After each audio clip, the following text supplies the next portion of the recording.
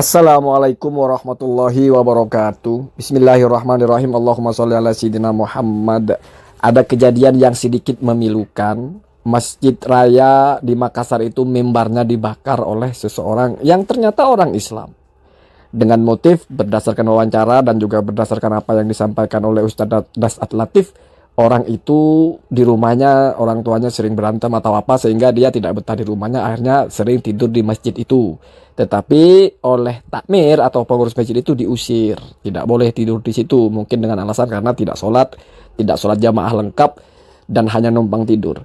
Ya, ini pelajaran juga bagi takmir bahwasanya masjid itu fasilitas umum, artinya memang bukan tempat tidur tetapi dalam keadaan-keadaan tertentu bagi orang-orang tertentu. Bila dia memang tidak ada tempat tidur, artinya dia tidak punya tempat yang nyaman buat dia tidur, maka ya apa salahnya dia tidur di masjid selama tidak mengkotori. Kalau merujuk kepada fikih dalam madhab Syafi'i itu, tidur di masjid hukumnya boleh.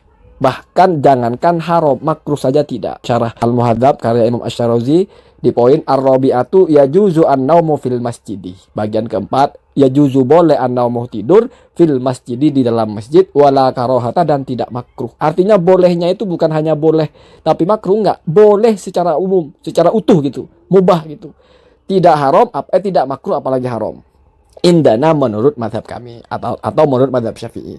Nas alaihi Syafi'i, bahkan hal itu telah dinaskan, artinya telah diucapkan langsung oleh Imam Syafi'i dan ditulis oleh Imam Rubi dalam kitabnya Al-Um, ya. Wattafaqu alaihi al-ashabu, dan para ashab ulama Syafi'i itu sepakat dengan apa yang dinaskan oleh Imam Syafi'i tersebut. Qala Ibnul Mundzir, bahkan Ibnul Mundzir berkata fil Ashraf, dalam kitab Al-Ashraf, rakhasa fin naumi fil masjidi Ibnu Al-Musayyab. Jadi Ibnu Al-Musayyab itu memberikan keringanan, artinya boleh tidur di masjid gitu. Siapa lagi setelah selain Ibnu Al-Musayyab? Wa Ata'u, dan juga Ata', wal Hasan dan Hasan, was Syafi'i dan juga Imam Syafi'i. Jadi inilah ulama-ulama yang memperbolehkan tidur di masjid. Wa qala Ibnu Abbas, dan berkata Ibnu Abbas, la tattahiduhu marqadan, jangan jadikan masjid itu sebagai tempat tidur. Wa ruwiya anhu, dan diceritakan dari Ibnu Abbas, wa in kunta tanamu lis sholati, kalau kamu tidur tetapi karena kamu tidurnya itu hanya karena menunggu sholat, artinya ketiduran ketika hendak menunggu sholat, fala ba'sa, maka tidak apa-apa. Wa qala al-Auza'i, berkata Imam Auza'i, yukrahu an-naumu fil masjidi, dimakruhkan, boleh tapi masih dimakruhkan tidur di dalam masjid. Wa qala Malik, la ba'sa dzalika lil ghuraba, boleh tidur di masjid itu bagi orang pendatang, orang-orang asing gitu yang mungkin tidak punya tempat tinggal. Wala aro dzalika, dan saya tidak melihat kebolehan itu lil hadiri, bagi orang yang ada di tempat, yang punya tempat tinggal atau orang penduduk di tempat tersebut. Nah, wa qala Ahmad wa Ishaq, Imam Ahmad dan Imam Ishaq berkata, in kana musafiron, kalau dia seorang musafir, au shibhahu, atau serupa dengan musafir, ya orang yang tidak punya tempat tinggal, fala ba'sa, maka tidak apa-apa. Wa ini tahadahu makilan wa mabitan fala, tetapi kalau menjadikan itu sebagai tempat tidur gitu atau bahkan tempat tinggal, fala, maka tidak boleh.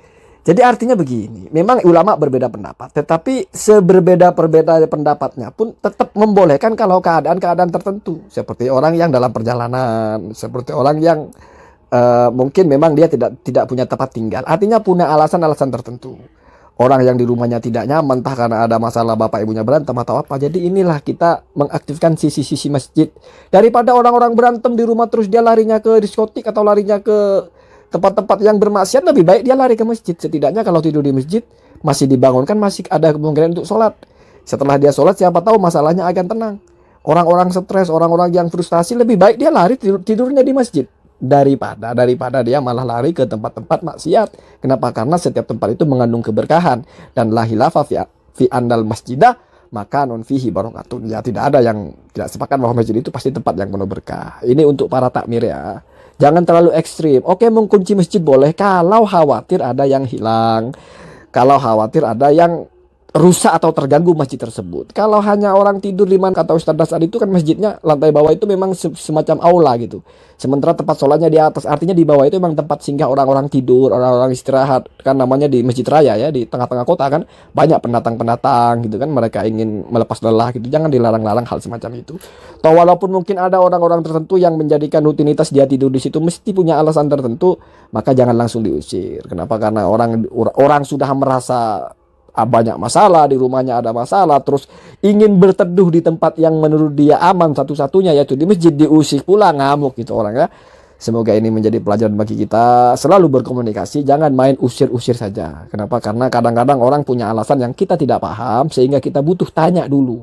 Ada apa dan bagaimana. Assalamualaikum warahmatullahi wabarakatuh.